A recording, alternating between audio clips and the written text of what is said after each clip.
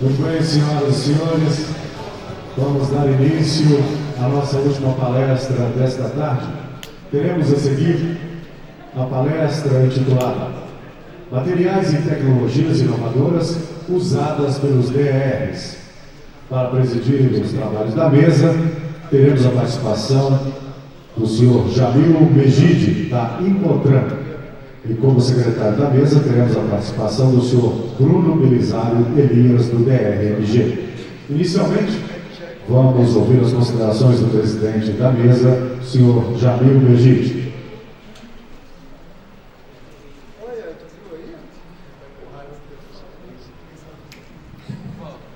Boa tarde a todos. Queria agradecer a BDR e a DEPAR pela oportunidade de estar aqui nesse congresso e ouvirmos esses excelentes temas da palestra. Teremos agora nesse auditório o nosso palestrante Leonardo Tazinaf, né, da 3M do Brasil. E seja bem-vindo e agradecemos desde já essa atualização das informações da inovação sobre materiais que estão em uso na nossa segurança viária, particularmente na sinalização vertical. Vou ler aqui rapidamente um extrato do currículo do nosso palestrante, formado em Engenharia Industrial Mecânica, MBA em Gestão e Engenharia de Produtos e Serviços pela Politécnica da USP, pós-MBA em Gerenciamento Avançado de Projetos, da FGV. Iniciou suas atividades na empresa 3M como engenheiro da área de produtos para a segurança viária em 2007. Então temos uma longa caminhada aí e acompanhou bem a evolução dessa área. Na mesma data, iniciou suas atividades na ABNT, onde coordenou grupos de trabalhos importantes para as principais normas que regem o setor de sinalização vertical hoje em dia. Possui forte interação com laboratórios técnicos mundiais e, nesses 18 anos de atuação na área de segurança viária, desenvolveu diversos produtos de alto desempenho para o setor, onde inclusive é detentor de diversas patentes. Atualmente é responsável técnico como engenheiro de aplicação da área de sinalização horizontal da 3M do Brasil. Chile, 3M do Brasil, Chile, Argentina e Uruguai, além de países da região andina. Eu convido o Leonardo para vir aqui ao nosso palco, fazer a sua palestra e aproveitarmos aí a sua experiência e também, acho que como fato importante, a evolução e a inovação que tem esse setor da segurança viária. Muito obrigado. Obrigado, Júnior. Obrigado pela apresentação. Obrigado. Tem o passador, ele fica aqui. Pois é, o tempo passa rápido, né? 18 anos, nem vi passar praticamente, mas tudo bem, estamos aí. Pessoal, eu vou falar basicamente 3 produtos para vocês que estão sendo muito utilizados aí, vários não, pelo menos um. Ali eu tive a oportunidade de participar do seu desenvolvimento, então eles estão sendo usados há algum tempo.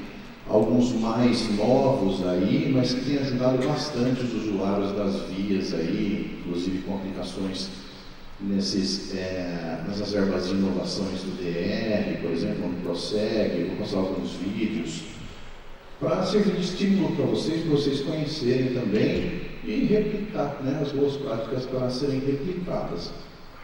Então, esses produtos são basicamente para condições adversas de via, né, na rodovia. Quando a gente está dirigindo numa condição favorável, vamos dizer, durante o dia, que tem uma luz muito abrangente, a gente tem uma situação confortável de direção, né? Quando a gente está dirigindo à noite, nós precisamos da retroreflexão, né? Então, as esferas de vidro de índice de refração 1.5 fazem com que a luz retorne, né, durante a noite, ali com o farol do veículo, retorne ao olho do usuário, fazendo com que a gente veja a demarcação de uma forma mais tranquila, de uma forma mais assertiva, né? Quando a gente tem o índice de refração 1.5, a retroreflexão um pouco mais aberta, vamos dizer assim. Quando a gente tem uma esfera mais nobre de índice de refração 1.9, essa esfera refrata mais, então ela tem um ângulo mais fechado, trazendo mais luz para o olho do usuário. Tudo isso acontece quando vocês estão dirigindo ali com uma boa sinalização, vamos dizer assim, numa situação sem chuva, por enquanto. Quando chove, pessoal, existe um problema. Esse problema é que, infelizmente, a água tem o mesmo índice de refração do vidro. 1.5 e o outro é 1.4795, está muito próximo. Insuficiente para que a luz reconheça o que é água e o que é vidro. E aí a luz se espalha. Mesmo com esse refração 1.9, uma esfera de vidro muito nobre, vamos dizer assim, mais cara inclusive, não é suficiente, porque ainda assim é muito próximo do índice de refração do vidro. Legal. Para isso, a tecnologia, por causa disso, a tecnologia avançou e criou sistemas. Criou o quê? Dispositivos auxiliares, que inclusive estão nos nossos manuais de sinalização, do CONTRAN e etc. Dispositivos auxiliares. Então, vou falar do primeiro dele, que é a taxa refletiva. Bom, nossa taxa refletiva, lá 12 anos atrás, foi uma taxa que foi a primeira taxa que foi engenheirada, eu gosto de dizer, Foi feita uma engenharia por trás disso, onde a gente sentou e tentou projetar como fazê-la, Então a gente trouxe a lente dos Estados Unidos, não tem placa aqui, uma lente microrreplicada, que é a única lente microrreplicada do mercado hoje, que é como se fosse uma película de sinalização vertical, só que aplicada na horizontal, que resiste à abrasão, tipo 2, que resiste, então, a excelente resistência à abrasão, durabilidade, isso traz durabilidade. Um material mais mole no miolo, que a gente chama de miolo, que segura o pino, que evita que ela se trinque, que ela se quebre. Uma casca em policarbonato com resistência especial, com uma formulação especial. Então foi uma taxa bastante engenheirada, assim, bastante pensada para a construção, para a resistência. A lente microrreplicada realmente traz uma diferença, porque é como eu falo que é como se fosse quando a gente vai comprar uma televisão, Televisão LCD e tal, com tantos pixels, por polegada quadrada e tal. É a mesma coisa. Nesse caso aqui, microrreplicação significa que os prismas que fazem a retroreflexão são muito pequenos, o que aumenta a retroreflexão, o que aumenta como se fala, a visibilidade, E no caso das outras, elas são simplesmente injetadas, de plástico injetado, tipo aqueles pedal de bicicleta, aquelas coisas, simplesmente por injeção de molde. Nós entendemos também que trazer um pouco de inovação para a aplicação, para facilitar a vida do empreiteiro, é uma das nossas responsabilidades. Então, depois de 12 anos que a gente desenvolveu a taxa, depois desenvolveu um adesivo para ela, na 3M, a gente desenvolveu esse sistema de aplicação de adesivo. Pessoal, vamos ser sinceros, nós estamos aplicando taxa no Brasil faz 50, 60 anos da mesma maneira. O operador pega, coloca o catalisador dentro da latinha, mexe, aplica com a mão, ou se não tem aqueles aquecedores, aqueles carrinhos que tem aquele botijão de gás com chama. Nós tentamos trazer uma inovação que facilite a vida do operador. Essa é uma primeira fase, já tem outras pensadas. Nós expusemos ele lá na Paving, por isso que esse vídeo é um chamativo da Paving.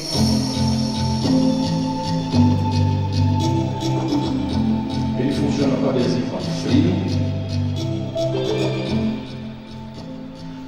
Um dos problemas hoje é que, bom, ficando na mão do operador, a gente não garante que o adesivo seja misturado de uma maneira assim, eficiente.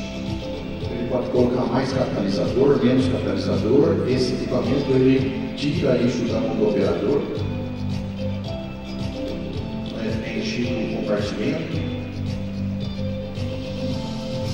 separado da massa com o catalisador.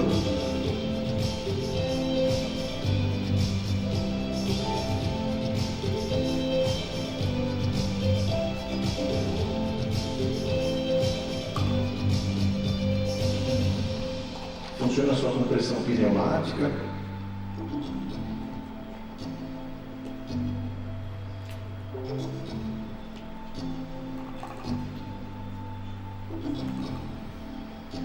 E a mistura é feita nesse bico misturador. O que acontece é que ele controla 100% da mistura.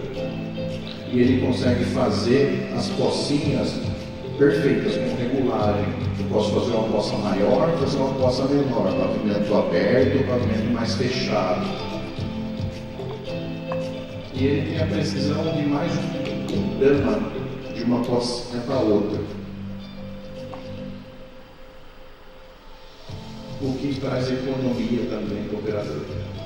Basicamente é isso, não vou me prender muito, porque o meu tempo está passando ali. Essas foram as inovações que a gente trouxe aí, que estão sendo utilizadas pelos DRs, pelas concessionárias também, obviamente, na parte de dispositivo auxiliar taxa. Esse produto aqui, além da taxa, ele pode ser aplicado na sinalização horizontal, e a gente chama de elemento cerâmico, ou elemento todo clima. A norma chamou de elemento cerâmico, eu vou mostrar aqui. A gente chama de elemento todo clima. Por que todo clima? Lembra da historinha lá de que a luz se dispersa com a esfera de vidro convencional?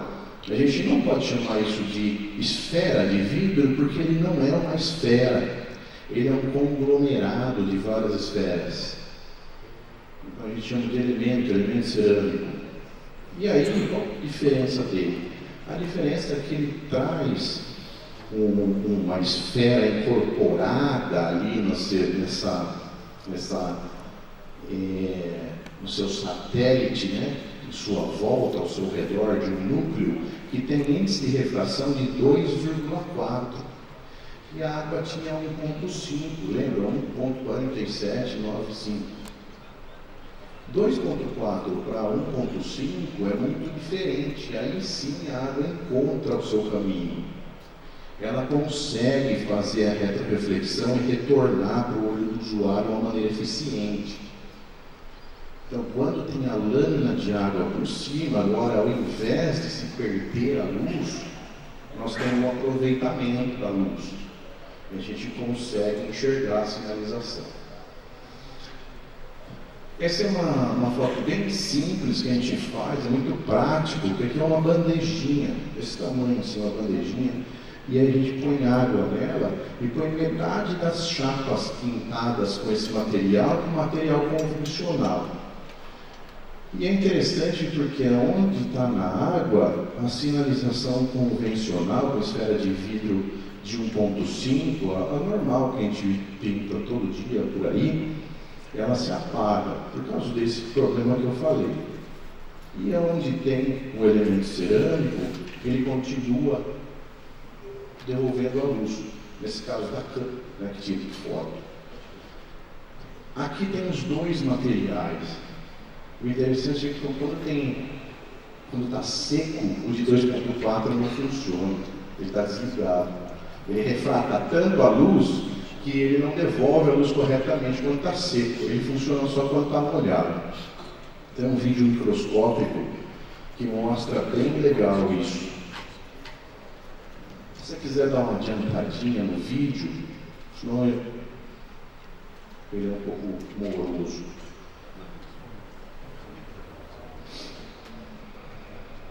Não consegue, ele fica voltando. Tudo bem.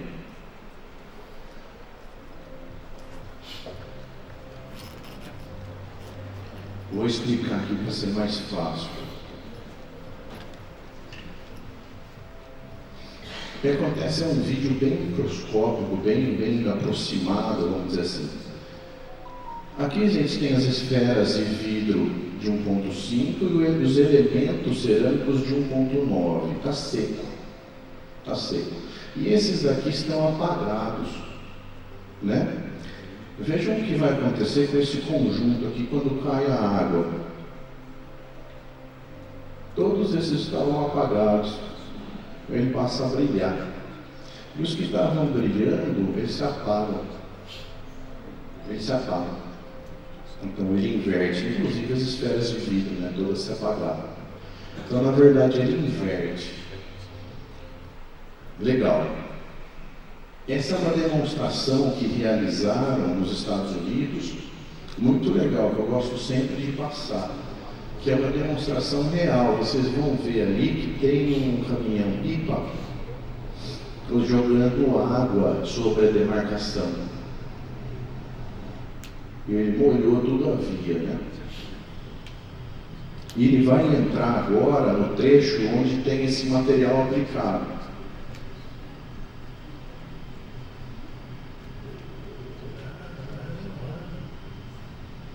É a diferença de ter e não ter sinalização. É a mesma coisa que se estivesse seco, né?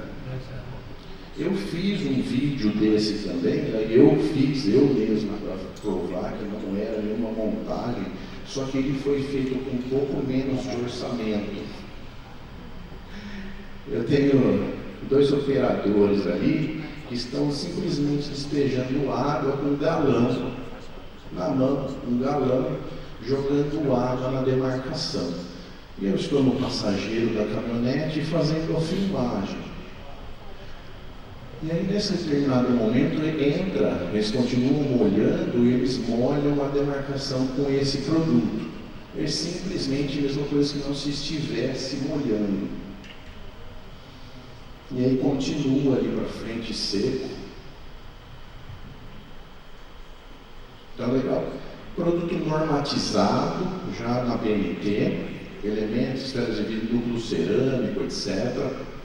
A BNT 17097, por isso que facilitou muito a especificação desse produto, principalmente no PROSEG, por exemplo, com os laudos pertinentes, de acordo com a norma, mostrando o atendimento da norma.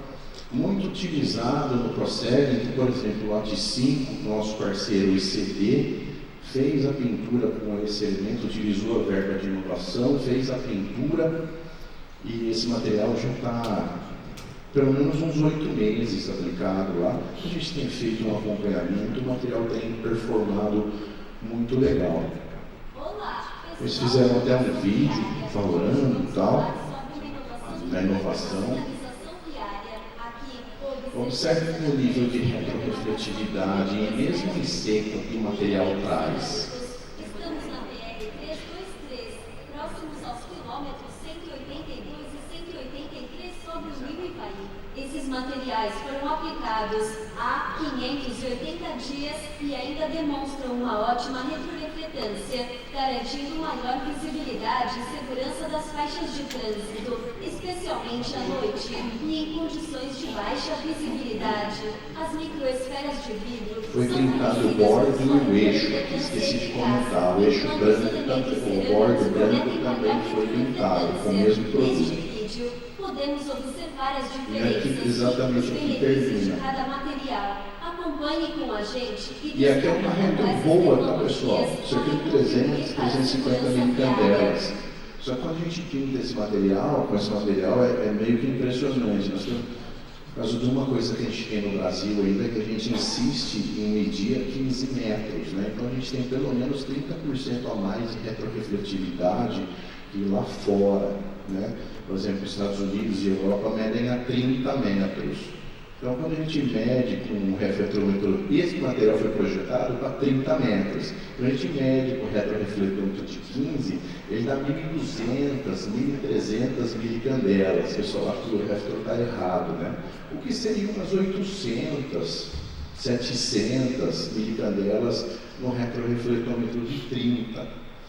Então o pessoal fica impressionado. A segurança nas rodovias. Nosso parceiro Sinaliza também utilizou o mesmo material, PR-435, também no Paraná, também fez um vídeo explicativo aí, falando da tecnologia e tal, falando do problema das condições climáticas que nós temos, né, pessoal?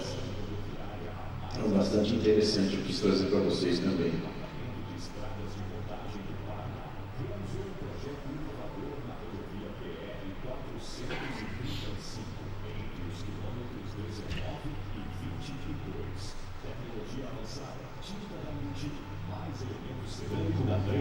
Proporcionou uma sinalização de alto desempenho. Estudos mostram que 27% das viagens ocorrem à noite, mas é durante esse período que 52% das mortes em acidentes de trânsito acontecem. Chuva e neblina são fatores que aumentam o risco. O elemento cerâmico, aliado à tecnologia da tinta Aquaplast EPX, garante visibilidade em todas as condições climáticas, assegurando que as marcações de sinalização permaneçam visíveis e seguras. A tinta Aquaplast EPX da Indutil foi desenvolvida especialmente para oferecer excelente aderência e durabilidade. Importante, tem que ser uma tinta que atinge a alta espessura, né? Ou metilmetacrilato, que já atinge a alta espessura. Então a gente tem que pintar com 0,8, porque os elementos eles são cerca de 1,6 milímetros de diâmetro, bastante diferente das esferas de vidro. E uma dupla aspersão faz tranquilamente, porque ele é aplicado no primeiro microaspersor e no segundo microaspersor vai as esferas de vidro convencional. Então, ele é facilmente aplicado. Em pequenas modificações a gente consegue fazer a aplicação desse material. Legal, pessoal. Seguindo, nós temos o laminado elastoplástico, que é o Stamark, que já vem de fábrica com essa tecnologia incorporada. Então, ele é um material de borracha, vamos dizer assim, que tem essas esferas de 1.9 e 2.4 incorporada na sua superfície. E lá fora, inclusive, a gente tem até o material já sendo vendido com contraste para aplicar no concreto, né? Lá fora eles têm caminhão de aplicação disso que aplica 5, 7 km por hora. É um negócio bastante inovador, bastante diferente que a gente vê. Mas aqui no Brasil ele foi muito utilizado, faz mais de 10 anos que o DR do Distrito Federal adora esse material. Porque com 2 ou 3 pessoas eles fazem uma faixa de pedestre em 40, 50 minutos, eles fazem uma faixa de pedestre. Sem caminhão pesado, sem precisar aquecer sapata, sem precisar aquecer termoplástico, nada. Então eles gostam muito desse material, eles estão usando isso faz bastante tempo lá também. Aqui não dá para ver, ficou com minha foto, mas a gente tem ali cerca de 1.200 milicandelas também nesse material. Legal. Sobre sinalização horizontal, eram esses 2 produtos que eu quis trazer para vocês. E um outro produto são as películas fluorescentes, né?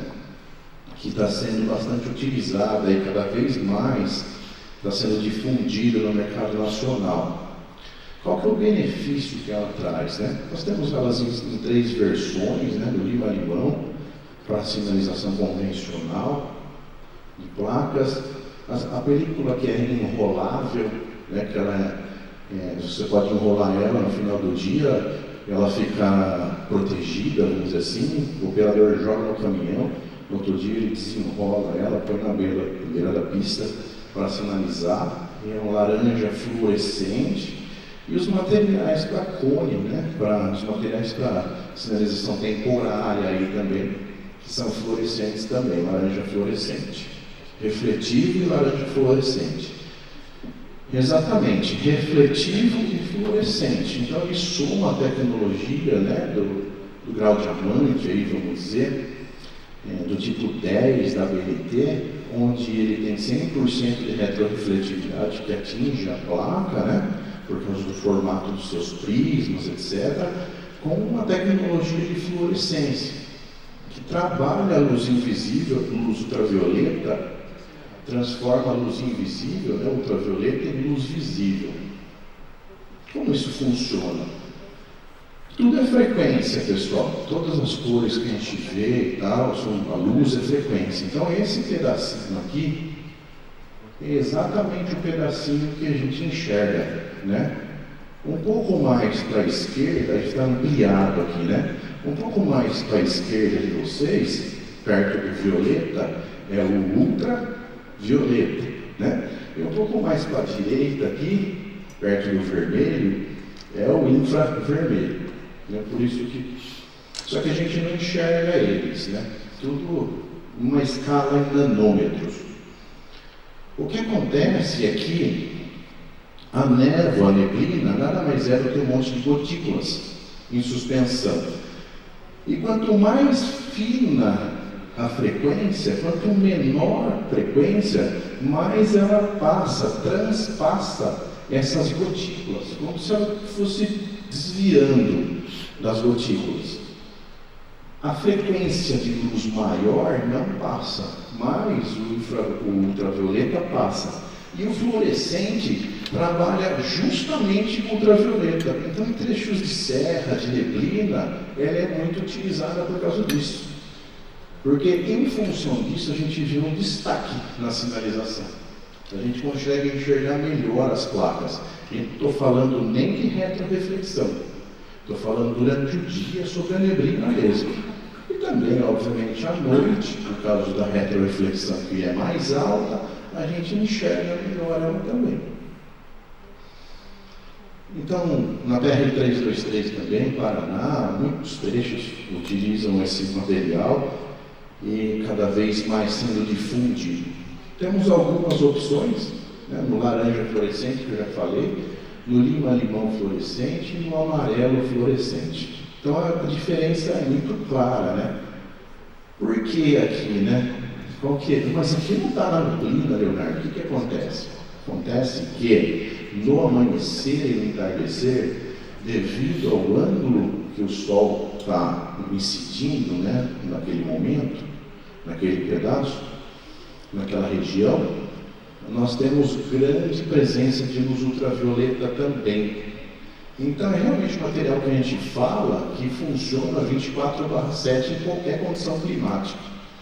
Vocês sabiam que nos Estados Unidos todas as placas de zona escolar são com o lima-limão fluorescente, yellow green eles chamam lá.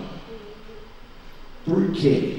Porque ao entardecer ou ao amanhecer é exatamente o horário que as crianças estão indo ou saindo da escola.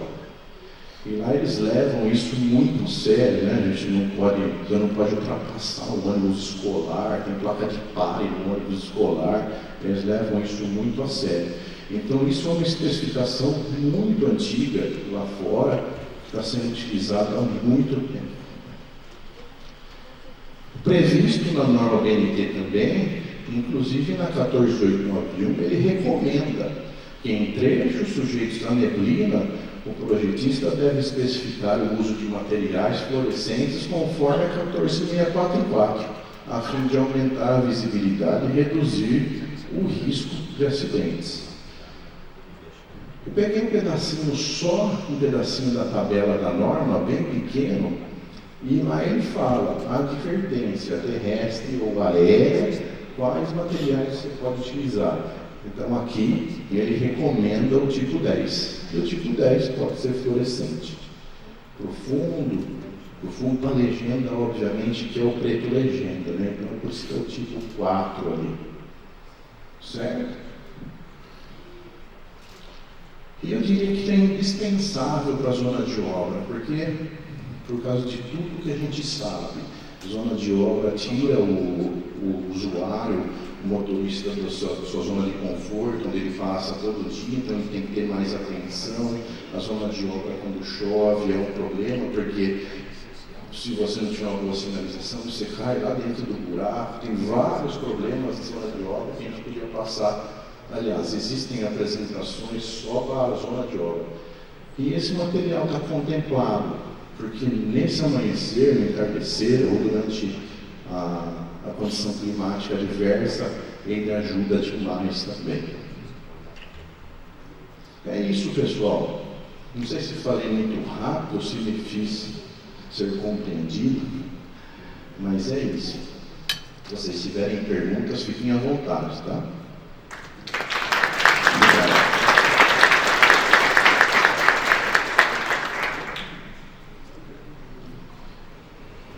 Bem, queria agradecer essas informações colocadas aqui, Leonardo. Dizer que a gente sabe que a abrangência dos produtos é até mais ampla do que o tempo disponível, mas acredito que vimos aqui 3 exemplos importantes para essa evolução que a gente ouve falar bastante. Praticamente o termo segurança viária está incorporado nos nossos estudos, planejamento, nos projetos, mas a aplicação correta e a obtenção de novos materiais não caminha nessa mesma velocidade. E acho importante essa oportunidade de todos nós aqui presentes, né, ouvirmos isso, vemos a qualidade e a diferença entre o material lá da época inicial, né, mais antigo, e o material mais evoluído e incorporando tecnologia. Nós temos aqui o nosso telefone, o WhatsApp. Pediria que quem tem pergunta possa mandar aqui para o nosso celular, que a gente vai transmitindo ao meu lado. E enquanto o pessoal vai questionando algum detalhe que queira, ou outro assunto que envolvendo essa sinalização horizontal e vertical, queria apresentar a minha experiência, né? A gente, sob o Instituto Nacional de Projetos para Trânsito e Segurança, criamos uma equipe, na verdade, uma equipe de pesquisa, né, para segurança viária propriamente dita, com prioridade nisso. Tivemos a oportunidade de estar lá no laboratório da 3M com os nossos alunos, né, o ano passado, e do curso de pós-graduação em segurança viária para a área de engenharia. Criamos isso junto com a NTT e a Ecovias Minas Goiás, né, pelo projeto lá de RDT. E desenvolvendo isso durante 18 meses, terminamos agora em junho. Nós visitando a 3M, vimos o laboratório, Sim. a gente vê a quantidade de pesquisa que se tem e a diversidade de produtos. Queria aproveitar, antes de alguma pergunta, exatamente, continua tendo diversos tipos de tintas com as microesferas, né? E tem também as películas. Tem alguma diferenciação ou uma melhor aplicação para esse material, por exemplo, nível 10 que você citou, em termos de não ser muitas vezes necessário colocar ao longo de todo o trecho em projeto, mas de aplicar especificamente em algumas situações? Sem dúvida, sem dúvida. O tempo não é suficiente, mas tem uma apresentação que a gente faz um detalhamento da norma NBR 14891, que foi essa que eu peguei a tabela. E lá essa tabela, justamente, ela indica aonde ser utilizados os materiais da NBR 14644. A NBR 14644 é uma norma que especifica os materiais. O tipo 1 brilha tanto, o tipo 3 brilha tanto, o tipo 10 brilha tanto. A 14891 utiliza a NBR 644 para cima. Utilize o tipo 3 nessa e nessa e nessa situação. Utilize o tipo 10 nessa e nessa situação. Utilize o fluorescente sempre que tiver neblina. Então, eu diria que para o projetista é uma norma que sempre tem que estar do lado da sua mesa ali para ser consultada. Então, sim, existe.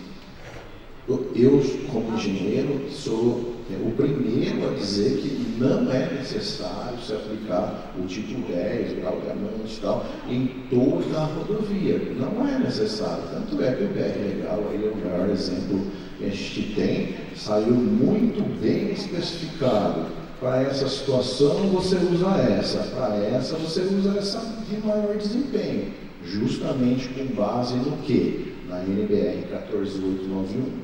Então, realmente uma norma muito bem projetada, muito bem feita. Demoramos anos na BNT para escrevê-la, coletar a opinião de todos, foi aprovado e está sendo muito bem usada hoje. Ótimo, muito obrigado. Eu acho que isso é importante, né? Porque até uma questão de custo-benefício também, mas temos locais mais adequados e que requerem um material mais sofisticado e uma alta É isso mesmo. A gente tem aqui a pergunta, obrigado aqui ao Fred Mendes, se há um estudo ou aprovação pelo CONTRAN em relação às cores de placas lima, limão e laranja fluorescente. Isso está está a citação disso. perfeito, é uma excelente pergunta, sempre ela surge. Ela está em tramitação pela ABSEV, ao qual faço parte também. Nós fizemos um requerimento para a Câmara Temática de Engenharia de Tráfego, ela foi previamente aprovada pela comissão, só que o problema é que isso, a fila lá é um pouco longa, das aprovações, dos manuais, etc. Então, eu prevejo que o ano que vem ela vai estar no manual já como indicação, inclusive, de uso para sinalização vertical, mas isso leva um tempo. Se não quiser, se isso for um impedimento, o material amarelo fluorescente também pode ser utilizado. Inclusive, eu falei dele aqui. E o amarelo fluorescente está perfeitamente dentro das cores aceitáveis pelo box de cor das normas, dos manuais de sinalização. Tem um desempenho, 90% do desempenho do lima-limão, mas já pode ser utilizado, já é um excelente desempenho que resolve muitos problemas de engenharia aí de projeto. Se não quiser usar um que não está aprovado, se for impedimento, pode-se utilizar um amarelo fluorescente também que está disponível. Tá bem, mas eu acho que isso é importante, realmente. Isso está encaminhado, né? Sim. O Instituto está na Câmara Temática agora. Legal. A engenharia de tráfego, até passar para o pessoal para que eles Pode. A outra pergunta aqui do Paulo Prada, é notório que os benefícios dos produtos são evidentes, né? Ainda mais esses mais modernos. Seria interessante termos uma ordem de grandeza contra as diferenças dos custos. Então, ele pergunta se pode dar-se uma noção dos custos. Perfeito. Na aplicação você acabou de Perfeito. mostrar que é possível, né? Em cada situação, aplique-se o mais adequado. Então, é muito bom, porque na engenharia a gente tem que sempre falar de custo e de benefício, sem dúvida. A taxa, nossa taxa tipo 2, com adesivo, sem diferença nenhuma. Ela está totalmente alinhada aí, dependendo do projeto, às vezes a gente é até mais barato do que a concorrência. Ela é assim, ipsis do preço com o que é praticado no mercado hoje em dia, né? Das taxas de durabilidade, vamos falar, né? Porque hoje a gente tem muitos fabricantes aí de tudo quanto é tipo de material, mas dos principais fabricantes do mercado, vamos dizer. O elemento cerâmico, a gente não pode comparar ele. Eu estaria cometendo um erro aqui se eu comparasse ele com o preço da esfera de vidro. Se eu fosse comparar ele com alguma coisa, teoricamente eu teria que comparar ele com o preço da taxa. Porque ele vem para auxiliar numa condição adversa, né? Então eu não posso comparar ele com a esfera de vidro. Ele é agregado na esfera de vidro. Tá, então, resume, Leonardo. O que eu resumiria é o seguinte: diferentemente da esfera de vidro, o elemento cerâmico ele não é obrigado a usar em toda a sinalização. O projetista escolhe aonde utilizar. Então eu tenho um trecho aqui no DR de Minas, na Serra X, que tem 10 curvas perigosas. Então eu vou ver quanto de material eu vou gastar nessas 10 curvas perigosas, vou fazer um orçamento e vou comprar material para 10 curvas perigosas. E vou aplicar nessas 10. Eu já vou auxiliar o usuário em muito na sinalização. Entendeu? Então, o orçamento, o custo tem que ser, na minha opinião, tem que ser medido dessa maneira. Se a gente fizer dessa maneira, a gente vai ver que, vamos supor, vai ter que aumentar entre 2, 3, 5% do seu orçamento anual de sinalização. Então é irrisório. Mas só para quem ainda está com curiosidade, o elemento cerâmico custa 30 vezes mais o quilo do que uma esfera de vidro. Perfeito. Mas eu acho que exatamente cada um tem a sua finalidade específica, né? Eu acompanhei um resultado do estudo do IREP, nesse estudo de verificar a qualidade de segurança de rodovias, né, que eles fazem a classificação em estrelas, mas fazem também a parte do custo. E, de uma maneira geral, os casos que eles estudaram, a aplicação desse material mais tecnológico, de melhor qualidade, de melhor resultado, nos trechos críticos de segurança viária, nos trechos críticos, como ele citou aqui, nas curvas perigosas, vai de 0,5% a 3,5% do custo total do orçamento de uma obra completa. Então, tem que considerar mais ou menos por isso, né? Esse é um estudo que eles fizeram para comparar uma colocação feita que, aplicada a metodologia IREP, nos softwares lá que encaminham as soluções, ficava muito caro.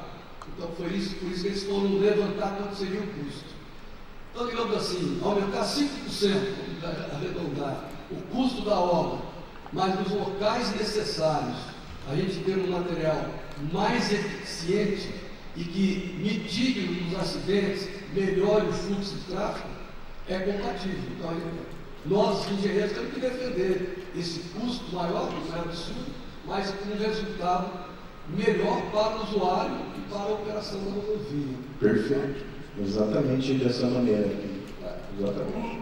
É uma questão de seleção. O que a gente vê nesses workshops ou no próprio curso que eu citei é que a gente fica muito preso aos manuais que já estão consolidados e que ficaram normatizados com material, não é que ele seja obsoleto, mas um material de menor eficiência, mas que se aplica a um bom trecho da rodovia. Mas quando a gente tem trechos, vamos denominar trechos críticos, a solução tem que ser diferenciada. E é um estudo local que seria melhor, mas a solução é diferenciada. A sinalização de viu que tem que ser mais robusta que o trecho normal. Eu digo isso porque a gente fez 5 estudos no ano passado e de trechos de rodovias concedidas de excelente qualidade, mas no trecho que era crítico, ela era normal, mas continuava com os acidentes. Rodovia duplicada. Então, a gente vê que a gente duplica, melhora a qualidade do tráfego, a fluidez, mas necessariamente a gente não tira o risco de uma curva perigosa com essa solução que vamos chamar de normal. A gente avança um pouco nisso.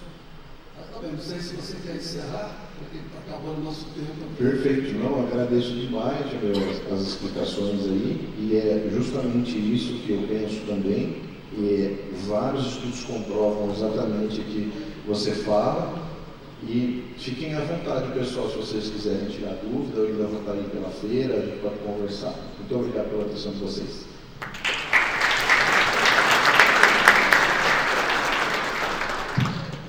Aos participantes desta palestra, nossos agradecimentos pela participação. Informamos a todos que a partir das 16 horas os ônibus já estarão saindo com destino ao Palácio das Mangabeiras, onde será realizada a festa de confraternização do Anecor 2025. Aqueles que desejarem adquirir o convite podem procurar o stand da MMC, agência oficial deste evento.